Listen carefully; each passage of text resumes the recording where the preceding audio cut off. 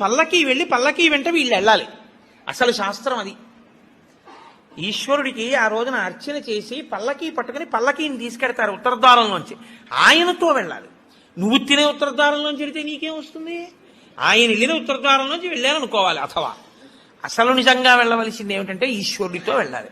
కనీసంలో కనీసం నీ బాధ్యత ఏమిటి? ఉత్తరద్వారంలోంచి నువ్వు వెళ్ళాలనుకుంటే ఈశ్వరుడితో వెళ్ళేటప్పుడు ఎలా వెళ్ళాలో నువ్వు అలా వెళ్ళాలి.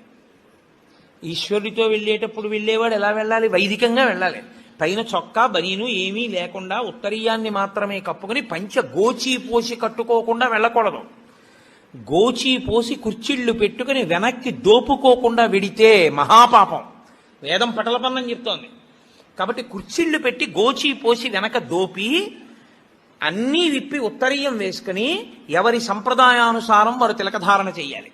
నీకు ద్వాదశనామములైతే ద్వాదశనామములు, నాకు విభూతి ధారణ ఎలా చెప్తే అలా నేను విభూతి ధారణ నేను చేసి శ్రీరంగనాథుడితో కలిసి ఆయన పల్లకీతో నేను ఉత్తరద్వారంలోంచి మౌనంగా కానీ భగవన్నామని చెప్తూ కానీ ఆయన వెంట వెడితే నా ప్రాణోత్క్రమణం అయినప్పుడు కూడా ఆయన నన్ను అలాగే తీసుకెడతాడు. ఉదారుడై నన్ను నమ్మి, శాస్త్రం నమ్మి నాతో ఓ రోజు వచ్చాడు.